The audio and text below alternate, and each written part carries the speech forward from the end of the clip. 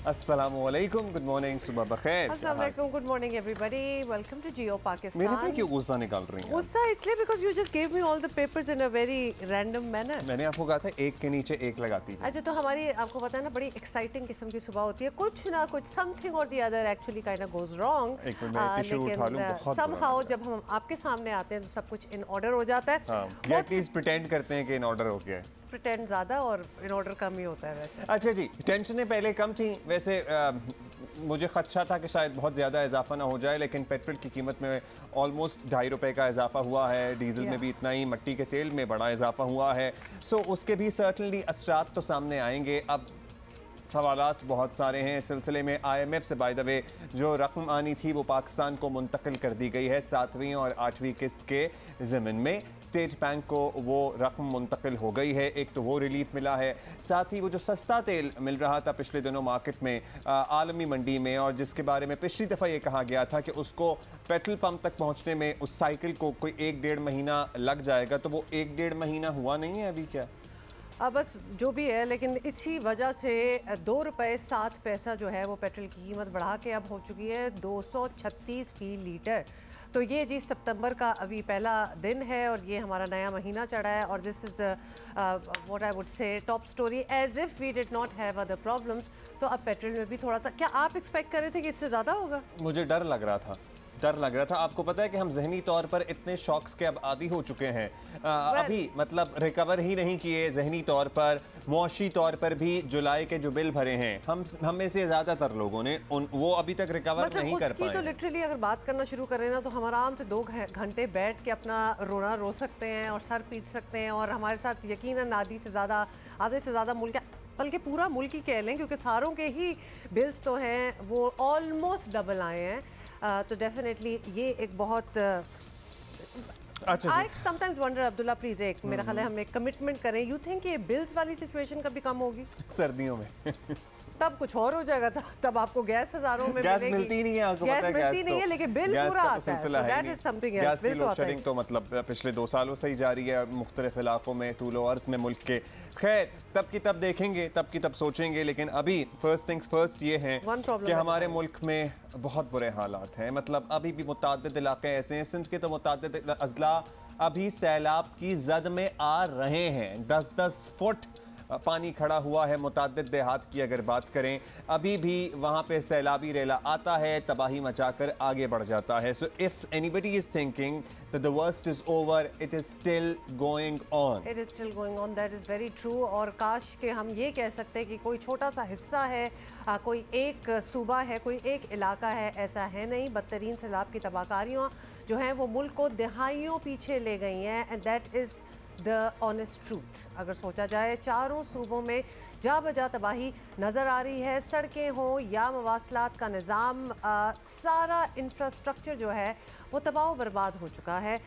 इसमें कोई एग्जैजरेशन नहीं है। यकीनन हमारे बताने से पहले अब तो इतने everybody is so well informed and well aware thanks to social media कि नज़र भी आ रहा होगा कि क्या हो चुका है। खैबर पख्तूनख्वा, पंजाब और बलूचिस्तान में तबाही मचाने के बाद अब सैलाबी रेले सिंध को निशाने पर लिए हुए हैं। एज इफ सिंध का भी पहले से बुरा हाल नहीं था, लेकिन आपको जिस तरह हमने बताया था कि वो इंडस वाटर जो है वो राइज कर रहा है इस वक्त, तो वो रेले जो हैं वो बन रहे हैं। तो हर दिन हमें यही खबर मिलती है कि अभी यहाँ पहुँच रहा है तो अभी वहाँ पहुँच रहा है। मुतासरीन सैलाब की तादाद जो है वो भी बढ़ती चली जा रही है दिन ब दिन। अगर हम देखें नए तो गाँव, नए देहात इसकी ज़द में आ रहे हैं ना, में आते चले जा रहे हैं। अच्छा, 10-10 फुट तो एक आम बात है ना। आप सोचिए कि एक छोटा सा गाँव है या एक शहर है, उसमें अक्रॉस द सिटी या अक्रॉस द, आप अपने मोहल्ले का हिसाब लगा लें, अंदाज़ा लगा लीजिए कि 10 फुट पानी भर गया है।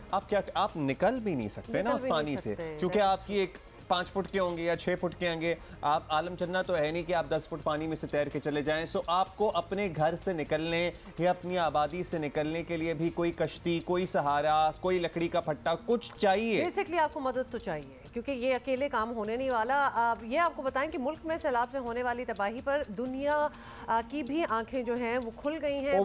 वैसे दुनिया की तरफ से रिस्पॉन्स मतलब दुनिया जरा थोड़ी सी शॉक में चली गई है, because this is climate change जो है ना वो बड़ी रियलिटी है।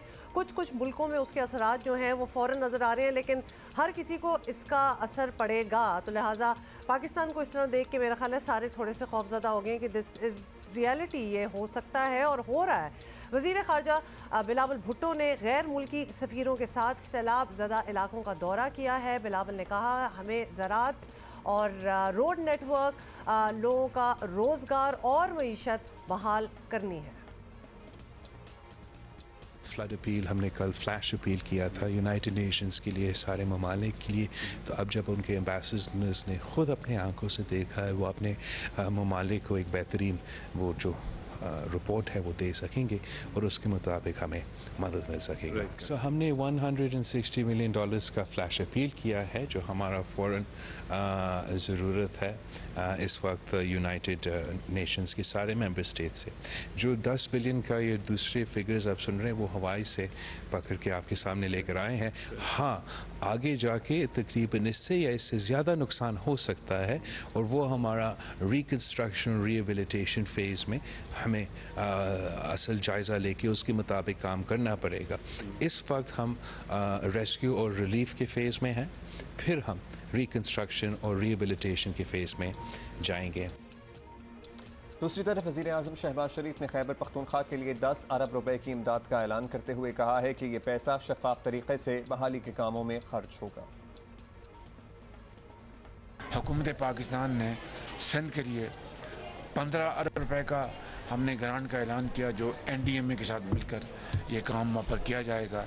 हमने बलूचिस्तान के लिए 10 अरब रुपए का हमने ऐलान किया वफाक की तरफ से, जो NDMA और बलूचिस्तान की हुकूमत के साथ मिल जाएगा। और आज मैं यहाँ पर KP में जो अपना यहाँ पर बहुत बेपनाह नुकसान यहाँ पर हुआ है, इसके लिए भी मैं 10 अरब रुपए का मैं ऐलान करता हूँ ग्रांट का KP में, ताकि जो ये NDMA और KP के साथ मिलकर हम ये काम करेंगे।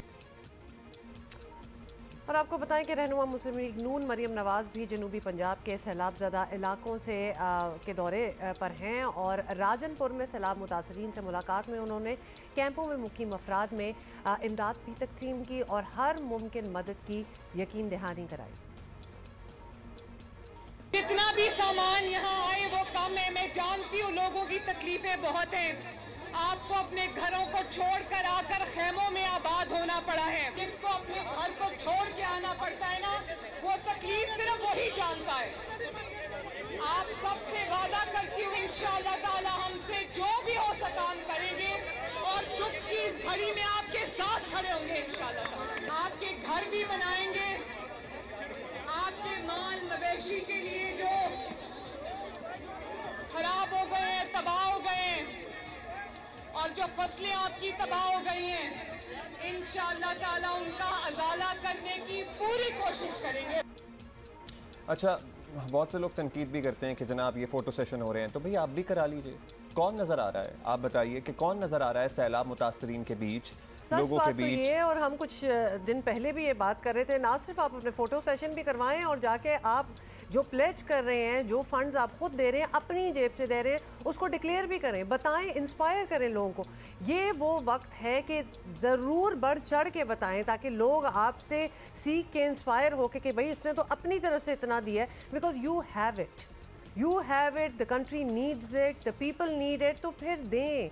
मतलब हम जो अपील कर रहे हैं दुनिया से 160 मिलियन तो फलाना ये वो, करोड़ों तो यहाँ बैठे आप लोग सारे ही मिल जाएं तो सारा कुछ संभाल सकते हैं। मुझे लग रहा है कि मुराद सईद साहब जो सवात के नुमाइंदे हैं ना, उन्हें भी कुछ हफ्तों बाद होश आया है कि सवात में फ्लड आया। उन्होंने ट्वीट्स करना शुरू कर दिए कि जनाब इतने लोगों को हमने कालाम से निकाला, इतने लोगों को निकाला है। अदरवाइज तो वो इमरान खान के या तो दाएं नजर आते थे या बाएं नजर आते थे। वो मतलब जहाँ जा रहे हैं, हाँ जहाँ जा रहे हैं वो साथ साथ हैं, गाड़ी में आगे बैठे हुए हैं, पीछे खान साहब बैठे हुए हैं। तो उनको शायद अब इदराक हुआ है कि उनका इलाका, उनका जो ज़िला है वो किस तरह से मुतासिर हुआ है और सैलाब में लोग डूबे हुए हैं। तो होपफुली गए होंगे, इस्लामाबाद में नहीं बैठे हुए होंगे बनी गाला में।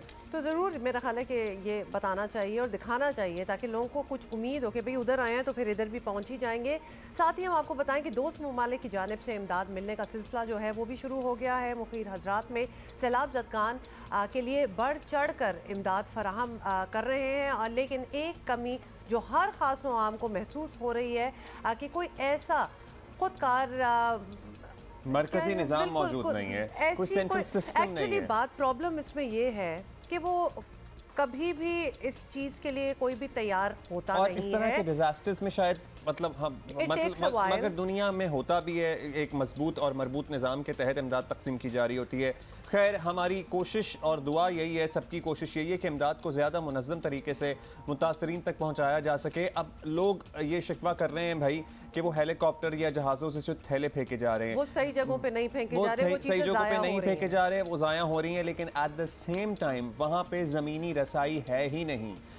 मतलब सड़कें बह गई हैं, पुल बह गए हैं, तो वाहिद रास्ता फौरी इमदाद पहुँचाने का हवाई जहाज़ या हेलीकॉप्टर से ही चीज़ें फेंकने का होता है। लेकिन जहाँ पर ज़मीनी राब्ता है मौजूद, मतलब कच्चा टूटा फूटा है, वहाँ पे कोशिश की जानी चाहिए कि ज़मीनी रास्ते से ही या कश्तियों के ज़रिए ही सामान पहुँचाया जाए, क्योंकि वो सामान फिर ज़ाया नहीं होता। लोगों के खेत खलियान जो बच गए हैं वो उसकी जद में आकर ख़त्म नहीं होते या उनको नुकसान नहीं पहुँचता। एक्चुअली हमें भी बहुत से लोगों ने ट्वीट्स किए हैं और तस्वीरें भेजी हैं कि जी ये दवाइयाँ फेंकी गई, देखें सारी दवाइयाँ ज़ाया हो गई हैं। तो डेफिनेटली एक hit and miss trial and error से भी सीखा जा रहा है। कुछ जगहों पे पहुंच जाती हैं, कुछ पे नहीं। लेकिन अगेन हम वही बात करेंगे, जितनी डोनेशंस आ रही हैं, जितना फंड्स जो हैं इकट्ठे हो रहे हैं, वो एक सोर्स से निकलने चाहिए। They should all be collected.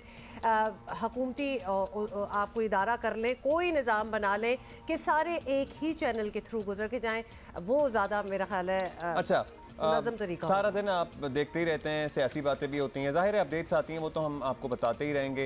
हमने भी आपको बताया आज बाय द वे 10 बजे इमरान खान साहब मोस्ट लाइकली ATC में पेश भी होंगे। वो जो पुलिस अफसरान हैं उनको धमकियां देने वाले केस का मामला है, उसकी समाअत आज होनी है। कल उन्हें 7 दिन का अदालत ने कहा, मैं अदालत ने लिख के क्यों नहीं दिया कि ये जवाब दे दें। अदालत ने कहा कि भाई उन्हें ये हम मुतमईन नहीं है, तो आप जो है हमें कोई और जवाब, मतलब ज़रा अपने स्टैचर के मुताबिक। ये भी कहना है कि जी हम हमारे तो जेन्युइन रीजंस होते हैं, हमें तो पेश ही नहीं आगे मिली जाती, तो यहाँ तो इतने मौके दिए जा रहे हैं। खैर वो भी हम बताएंगे आपको, वो सिलसिला चलता रहेगा। कहने का मकसद सिर्फ ये कि हमारी प्रायोरिटी फिलहाल जियो न्यूज़ और जियो पाकिस्तान पे सैलाब मुतासरीन है, क्योंकि ये मुल्क की वो तबाही है जो दहाइयों में इस मुल्क ने नहीं देखी है। इसलिए हम चलेंगे अभी बदीन भी मुतासर अजला में शामिल है और वहाँ से हमें एजाज जई ताज़ा तरीन सूरत हाल से मुताल्लिक बताएंगे। देखिए, ज़िला बदीन में हालिया होने वाली बारिशों और सैलाब ने बड़े पैमाने पर न सिर्फ तबाही मचाई है बल्कि 17 अफराद भी अपनी जानें गंवा चुके हैं।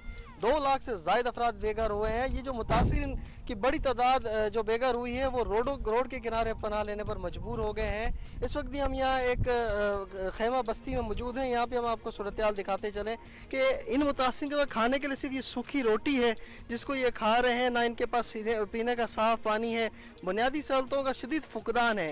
इनका कहना है इंतजामिया की जानिब से सिर्फ चंद खेमे ज़रूर फराहम किए गए हैं, लेकिन इनको खाने पीने समेत दीगर अशिया फराहम नहीं की गई हैं। इनके मासूम बच्चे हैं जो कि बीमारी का शिकार हो रहे हैं, मुनासिब खुराक इनको नहीं मिल पा रही, जिसके बायस यहाँ के बच्चों में वबाई अमराज भी फूट पड़े हैं और ये जो सूखी रोटी खाने पर मजबूर हो गए हैं।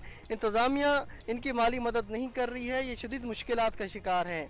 ये मुतासरीन जो हैं खुले आसमान बेयारो मददगार पड़े हुए हैं। ये मुतालबा कर रहे हैं कि ज़िली इंतज़ामिया इनको यहाँ पे बुनियादी सहूलत की फराहमी यकीनी बनाए और उनके जो बच्चे बीमार हुए हैं इनके लिए तिब्बी सहूलियात भी फराहम करे।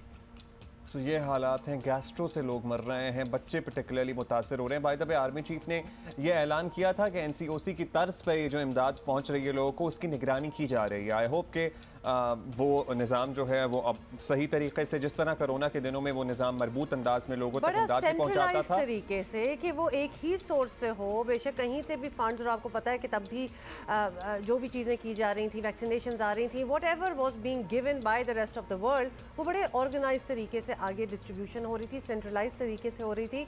सो वो पैटर्न को फॉलो कर लेना चाहिए। ऑब्वियसली ये भी लार्ज स्केल किस्म की तबाही है। लेकिन going on to our correspondents who are in the field right now, Nadia Sabuhi हमारे साथ हैं जो कि इस वक्त मौजूद हैं चार सद्दा में।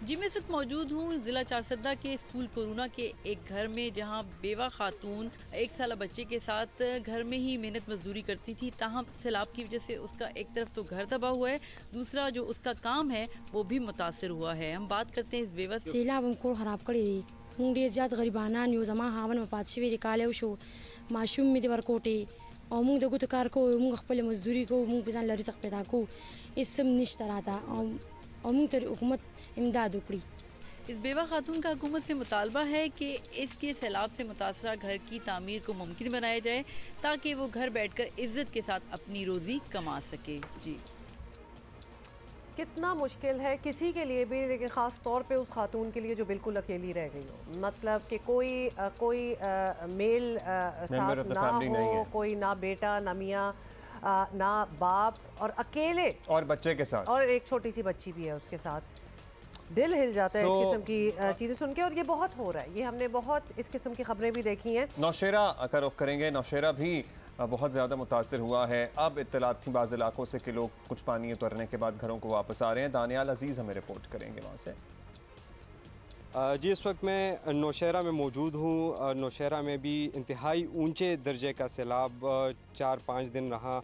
पानी का बहाव जो है 3,36,000 क्यूसेक जो है सबसे ज़्यादा रिकॉर्ड किया गया था। लेकिन अब अल्लाह का बड़ा करम है कि दोबारा नौशहरा में दरियाई काबुल में पानी का बहाव जो है वो मामूल के मुताबिक चलने लगा।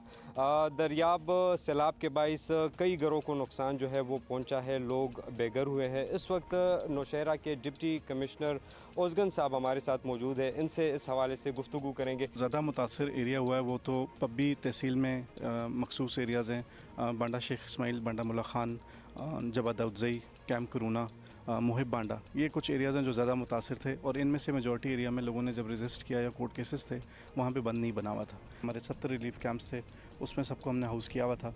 अभी ऐसा ऐसा लोग वापसी की तरफ हैं, हम लोग रिलीफ आइटम्स भी दे रहे हैं। हमारा प्रोग्राम यही है कि लोगों के घरों तक पहुँचाएँगे। डेटा कंपाइलेशन शुरू हो गया है, हम लोग पिक कर लेंगे, जिसमें हमारा पटवारी इलाके का नाज़िम हमें रिपोर्ट देंगे एग्जैक्टली कि डैमेज कितना हुआ है, फसलों को कितना हुआ है, घरों को कितना हुआ है, ताकि हम पैकेज उसके मुताबिक अनाउंस भी कर सकें। हम लोगों ने पहले 15 डिवॉटरिंग पम्प्स मंगवाए थे, अभी हमने 15 और मंगवाए हैं जहाँ जहाँ पानी खड़ा है, ताकि हम पानी को उतार सकें। लेकिन ज़ाहिर बात है वो मकसद हमारा एटलीस्ट पूरा हुआ कि कोई जानी नुकसान नहीं हुआ। तो लिहाजा कहीं भी आप चले जाएं, जो कि हमने आपको चारसद्दा, नौशहरा, बदीन से अपने कॉरेस्पॉन्डेंट्स ऑब्वियसली इंटरव्यू कर रहे हैं और बात पूछ रहे हैं लोगों से कि उनके क्या हालात हैं, किन किन चीज़ों की ज़रूरत है। मेरा तो ख्याल है they have to start from scratch, हर चीज़ की ज़रूरत है। अब्दुल्ला, आप बात कर रहे थे कि लोग जो हैं अपने घरों को जाना स्टार्ट हो गए हैं, लेकिन वो जिन घरों को जा रहे हैं ना, वो बहुत से ऐसे घर भी इस काबिल नहीं है कि उनमें दोबारा रहा जा सके।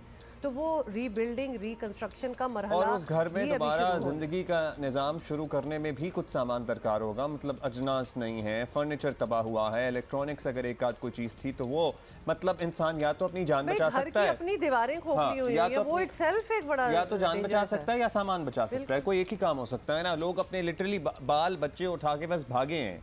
एक रात पहले, अल्लाह माफ़ करे, खुदा न खास्ता, जो बड़े शहरों में रहने वाले लोग हैं, वैसे तो बड़े बड़े शहर भी मुतासर हुए हैं, सक्खर की हालत आपने देख ली, दीगर इलाकों की हालत आपने देख ली, लेकिन कराची, लाहौर, फैसलाबाद, इस्लामाबाद में रहने वाले लोग सोचिए कि एक दिन पहले या 48 घंटे पहले आपको कह दिया जाए कि आपके घर में पानी आने वाला है 10-12 फुट, आप निकल जाएं, आप कितना सामान उठा लेंगे? इवैक्यूएट करना हो तो हम क्या उठा लेंगे? आप नहीं उठा सकते ना, जाहिर है। आप बेसिक बुनियादी ज़रूरियात ज़िंदगी उठाएंगे, अपने बच्चे उठाएंगे, माँ बाप उठाएंगे, चले जाएंगे कहीं ना कहीं। मतलब उसके बाद जो पीछे जगह चीज़ें हैं, जो आपका ज़िंदगी का रोज़मर्रा का सामान है, वो तो या तो बह जाएगा या तबाह हो जाएगा। अभी आपको बता दें कि कल क्या हुआ कि इस्लामाबाद हाई कोर्ट ने मल्टीपल केसेस है ना, एक ही सिलसिले की कुछ कड़ियाँ निकल रही हैं यहाँ पे। सो इस्लामाबाद हाई कोर्ट ने इमरान खान के जवाब को गैर तसल्ली बख्श करार देते हुए उन्हें मुआफ़ी मांगने का एक और मौका दिया है। अदालत ने वाज़ेह कहा कि मामला संगीन है, इसलिए दोबारा सोच कर 7 दिन में जवाब दें, वरना मामला आगे बढ़ेगा। चीफ जस्टिस अतर मिनल्लाह ने कहा कि वो समझ रहे थे इमरान खान को गलती का एहसास होगा। जवाब पढ़कर लगा इमरान खान को एहसास ही नहीं है कि हुआ क्या है। जस्टिस मियां गुल हसन और औरंगजेब बोले कि तौहीन अदालत की कार्रवाई आज ही ख़त्म हो सकती थी, मगर इमरान खान के जवाब की वजह से ऐसा नहीं हुआ। जवाब देने का अब जो मौका मिला है उसको सोच समझ कर इस्तेमाल करें। और आपको ये भी बताएं कि समाअत के दौरान फवाद चौधरी के इस बयान का भी जिक्र हुआ, जिसमें उन्होंने मुअज़्ज़िज़ जजेस से मुतालबा किया था कि वो इमरान खान से माफ़ी मांगे, यानी वो इमरान खान से माफ़ी मांगे। एडवोकेट जनरल ने इस मामले पर जब अदालत की तवज्जो दिलाई तो इमरान खान के वकील हामिद खान बोले, हमारा इस बयान से इमरान खान कोई ताल्लुक नहीं है, यानी इमरान खान साहब का इस बयान से कोई ताल्लुक नहीं है। फवाद चौधरी का नाम लिए बगैर कहा उस शख्स से किसी अच्छाई की तवक्को नहीं की जा सकती। ये हामिद खान साहब का ये कहना था। इमरान खान की इस पे हंसी भी छूटी बात है। ऑब्वियसली इस बात पे उनकी हंसी निकल गई होगी कि उस शख्स के किसी बयान से हमारा ताल्लुक नहीं है। बेसिकली अपने आप को थोड़ा सा डिस्टेंट कर लिया फवाद चौधरी के इस बयान से। फवाद चौधरी कहाँ खामोश रहने वाले थे और उन्होंने हामिद खान को साबिक चीफ जस्टिस इफ्तिखार चौधरी के बेटे अरसलान इफ्तिखार को करप्शन का मुतनाज़े किरदार कहते हुए उनका पार्टनर भी करार दिया। हामिद खान साहब क्या पार्टनर थे अरसलान इफ्तिखार साहब के? वो काम चलाया हुआ था जो फवाद चौधरी कह रहे थे कि क्या काम था और कितनी क्या पार्टनरशिप थी। इस पे हमने हामिद खान साहब से रब्ता किया, हमारा रब्ता हुआ भी और उनसे कहा कि आप इस पे मौक़िफ़ दें, तो उन्होंने माजरत कर ली। उन्होंने कहा कि मैं इस पे बात नहीं करना चाहता। साथ ही आपको बताएं कि इमरान खान अदालत पेशी पर मीडिया नुमाइंदों के सवालात का जवाब देने से गुरेज करते रहे। उल्टा सहाफ़ियों से मशवरा मांगा कि वो बताएं कि क्या करना चाहिए। मरीम नवाज ने इमरान खान को दोबारा जवाब देने का मौका देने पर ट्वीट किया कि इमरान खान को मिलने वाली ढील से मुस्लिम लीग नून से होने वाली नाइंसाफ़ियाँ और ज़्यादतियाँ एक बार फिर पूरी कौम के सामने आया हो गई हैं, ये उनका कहना था। और तराजू सीधा नहीं हो सका, ये भी उन्होंने कहा। ये भी ट्वीट किया, असल में तौहीन की सज़ा जज ज़ेबा साहिबा को होनी चाहिए, जिन्होंने इंसाफ करके इमरान खान की शान में गुस्ताखी की थी। एक अलहदा ट्वीट किया। ऑब्वियसली बहुत सारी ट्वीट्स की, सो सीरीज ऑफ ट्वीट्स थी। नून लीग के दीगर रहनुमाओं को भी इल्जाम दोहराने का मौका मिल गया कि इमरान खान लाडले हैं। इमरान खान साहब के बारे में ये तासुर पाया जाता है कि ये लाडले हैं कुछ हलकों के, और हमें उस तासुर को ज़ायल करने के लिए ये ज़रूरी है कि आईने पाकिस्तान के आर्टिकल 25 की रूह को सामने रखते हुए जब कानून का इतलाक़ किया जाए इमरान खान साहब पे, तो उसी आँख के साथ किया जाए जिस आँख के साथ पाकिस्तान के दीगर सियासतदानों के मुकदमात का फ़ैसला हुआ और माजी करीब में हुआ। इमरान खान एक आदी मुजरिम है, उनको जवाब देने का जिस तरह दोबारा चांस दिया गया है, अगर इसी तरह मुझे भी चांस दिया जाता, जो मुझे और दानियाल अजीज को एक जवाब के बाद दूसरी दफा हमें चांस नहीं मिल सका। सुतेले और लाडले वाला ये सलूक है, दोहरा मियार खत्म होना चाहिए। ये तासद उभर रहा है कि एक लाडला सुपर लाडला है और दूसरे सुतेले हैं। बहरहाल बॉटम लाइन ये है कि अदालत ने इमरान खान को एक और मौका दिया है, लेकिन खान साहब के पास ज़्यादा ऑप्शंस नहीं, गैर मशरूत माफ़ी मांगना पड़ेगी। लेकिन पीटीआई रहनुमा समझते हैं कि इसकी कोई ज़रूरत नहीं है। अब माफ़ी मांगने से क्या जुडिशल सिस्टम ठीक हो जाएगा? माफ़ी मांगने से या ना मांगने से तो फ़र्क कोई नहीं पड़ता। अदालतों से 99% जो तौहीन अदालत के मामला हैं वो माफी तलाफी पे खत्म होते हैं, खुश उसलूबी से मामला तय होना चाहिए। देखिए, अदालत तो बहरहाल अदालत है और अदालत की सुपरमेसी जो है वो हर एक को चाहिए कि तस्लीम करे। अदारे हैं ना, अदारे की रिस्पेक्ट जो है वो क्रिएट की जाती है और वो रिस्पेक्ट जो है वही बाइस बनती है एक सोसाइटी को इन ऑर्डर करने के लिए। अगर अदालत की रिस्पेक्ट नहीं होगी और सोसाइटी बिखर जाएगी, कानून की गिरफ्त कमजोर पड़ जाएगी और society will become free for all. ये बड़ी डेंजरस सोसाइटी होती है जब ऐसी बन जाए। तो लोग अगर आवाजें कसने लग पड़े, अदालत के ऊपर कमेंट्स करने लग पड़े तो फिर क्या बाकी रह जाएगा। यानी बेसिकली बॉटम लाइन ये है कि माफ़ी मांगने से कोई फ़र्क नहीं पड़ता, तो माफ़ी मांगने की ज़रूरत नहीं है। इंसदाद दहशतगर्दी के मुकदमे में भी इमरान खान को आपको पता ही है आज जो उन्हें पेश होना है। अदालत ने कहा है 12 बजे तक का वक्फा किया है, आज तक की उनकी अबूरी ज़मानत है। वज़ीर दाखिला राना सनाउल्लाह तो कह चुके हैं कि ज़मानत मनसूख हुई तो मजबूरन उन्हें गिरफ्तार करना पड़ेगा। इसके अलावा शौकत तरीन के IMF की डील मुखालिफ बयान और मामले पर भी PTI रहनुमाओं के खिलाफ मुकदमात कायम करने की इत्तलात आ रही हैं। दरखास्तें तो एटलीस्ट सामने आ रही थी। मुकदमा दर्ज करने की बज़ाहिर सितंबर का महीना खान साहब के लिए अब आसान होता है या सितम ढाता है तो वक्त बताएगा, लेकिन सर्टनली कानूनी मुशीरों और कानूनी मशवरों की तो इन्हें ज़रूरत रहेगी ही। अच्छा, हम बहुत पता करना चाह रहे थे कि अगर गैर मशरूत माफ़ी नहीं होती कि और क्या तरीका हो सकता है, कोई और रास्ता निकल सकता है कि नहीं, क्योंकि PTI के सारे लीडर्स कह रहे हैं कि माफ़ी मांगने की तो ज़रूरत ही नहीं है। तो अभी और साथ में ये भी कह रहे हैं ना कि भाई वो तो इतने पॉपुलर हैं कि वो तो जज को खबरदार रहना चाहिए उनके खिलाफ किसी भी किस्म का फैसला करने से पहले, क्योंकि फिर जज कहाँ जाएंगे। एग्जैक्टली so ये कहा जा रहा है सेल्फ धमकी के ज़ुम्मे में नहीं आता। जी बिल्कुल। फॉर्मर जज लाहौर हाई कोर्ट नासरा जावेद साहिबा हमारे साथ हैं, उनसे पता कर लेते हैं कोई और रास्ता हो सकता है कि नहीं। नासरा साहिबा, तौहीन अदालत केस में सभी कानूनी माहिरीन की राय थी कि इमरान खान को गैर मशरूत माफ़ी मांगनी चाहिए, जो ऑब्वियसली उन्होंने नहीं किया। तो जो जवाब जमा कराया अदालत मुतमईन नहीं हुई इस बात से, तो एक और चांस मिल गया उनको। क्या अब भी गैर मशरूत माफ़ी के अलावा कोई और रास्ता है, माफ़ी नहीं लगी किसी और तरीके से बच जाए? बज़ाहिर तो नहीं है, और उनके बहुत अच्छे वकील हैं हामिद खान, वो उनको ये समझा सकते हैं। और अदालत ने जो उनको एक मौका दिया है, देखिए 5 जजेस की बेंच है, उनको ये पहले ही तासर था कि ये तौहीन अदालत है, नहीं तो उनको आज खुद नोटिस देते ही ना। आज खुद नोटिस का तो मतलब ये है कि वो गैर मशरूत माफ़ी जो है उनकी तवक्को थी, लेकिन इमरान खान ने कह दिया कि मैंने तो तौहीन की ही नहीं, और ये मेरा ख्याल है मौका दोबारा अदालत ने दिया।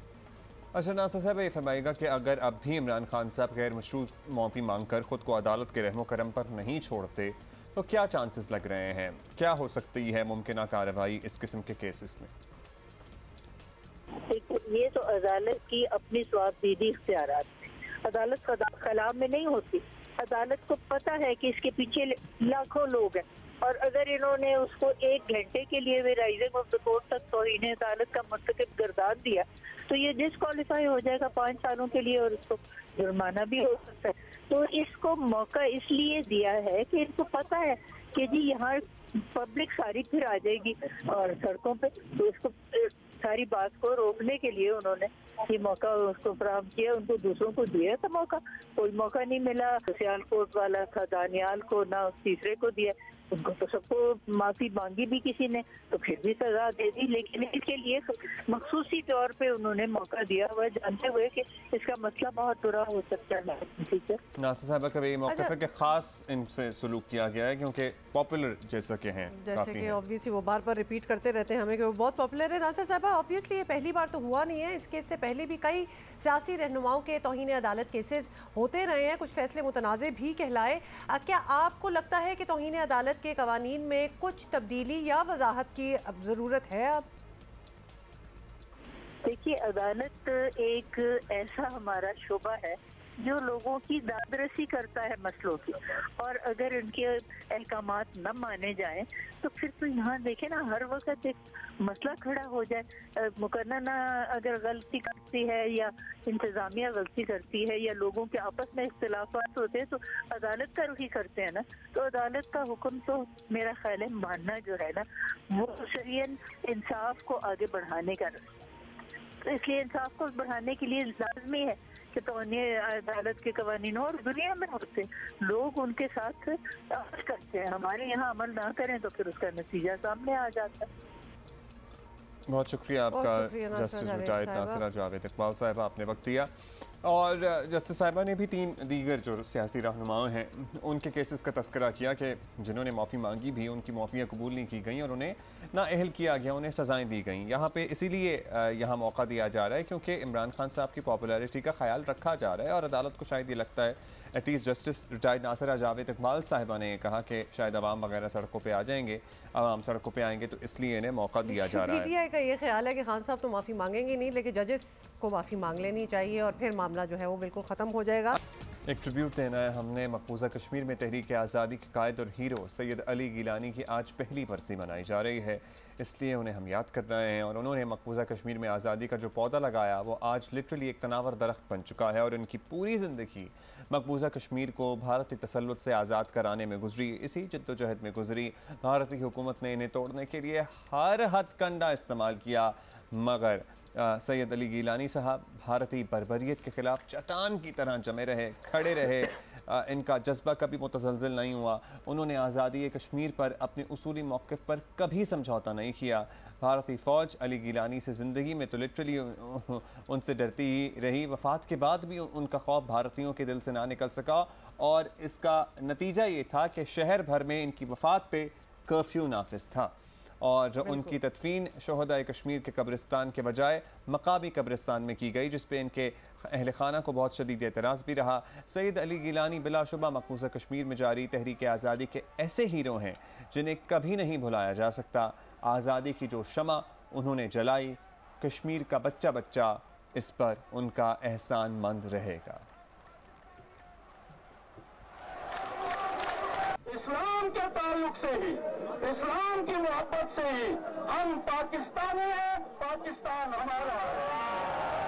हम पाकिस्तानी हैं, पाकिस्तान हमारा है। हम पाकिस्तानी हैं, पाकिस्तान हमारा है। हम पाकिस्तानी हैं, हम पाकिस्तानी हैं। कितनी हिम्मत चाहिए होती है एक ऐसे मुल्क में जहां लिटरली आपको गाय का गोश्त खाने पे लोग कोड़े मार मार कर हलाक कर सकते हैं। पूरी जिंदगी इसी मिशन और इसी कॉज पे लगे रहे टिल योर लास्ट ब्रेथ। और आप देखिए ना, मोदी सरकार में पर्टिकुलरली गुज़श्ता सालों में जो सूरत हाल है वहाँ पे तो तमाम किस्म की आवाज़ों को दबाया जा रहा है। मतलब आपको सिर्फ इसलिए भी मारा जा सकता है कि आप मुसलमान हैं, सिर्फ इसलिए, इसके लिए और कोई वजह होनी नहीं चाहिए। वहाँ पे ये नारे लगाना कि हम पाकिस्तानी हैं, पाकिस्तान हमारा है, वहाँ पर आज़ादी कश्मीर के लिए जद्दोजहद जारी रखना, ये कितनी हिम्मत की बात है।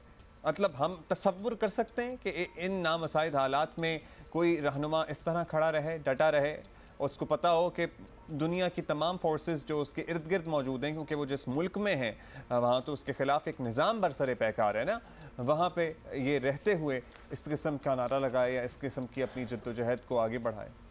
Hats off. अच्छा जी, मूविंग ऑन, और आपको पता ही है कि कमिंग बैक टू पाकिस्तान, तौहीन अदालत का मामला तो चल ही रहा है और चलता रहेगा, लेकिन कुछ और मामलात से मुतालिक भी इतलात हैं कि इमरान खान और तहरीक इंसाफ इनमें भी मुश्किल में आ सकती है। और तस्दीक या तरदीद के लिए बात करेंगे वफाकी वज़ीर दाखिला राना सनाउल्लाह साहब से। राना साहब, बहुत सी बातें हो रही हैं, हुकूमत ने इमरान खान साहब के ख़िलाफ़ मुकदमात का भी एक सिलसिला जो है वो चला रखा है, लेकिन ये भी नज़र आता है कि कुछ चीज़ें नारों तक ही महदूद हैं। मार्च अप्रैल में मुबैना आइन शिकनी के मामलात हों या शौकत तरीन की जो अभी लेटेस्ट ऑडियो लीक्स है, इस तरह की चीज़ों में आप हाथ नहीं डाल रहे, तो इसकी क्या वजह है? आपको भी लग रहा है कि वो बहुत पॉपुलर लीडर हैं खान साहब और ऐसी चीज़ों पे अब मज़ीद क्या बात करना?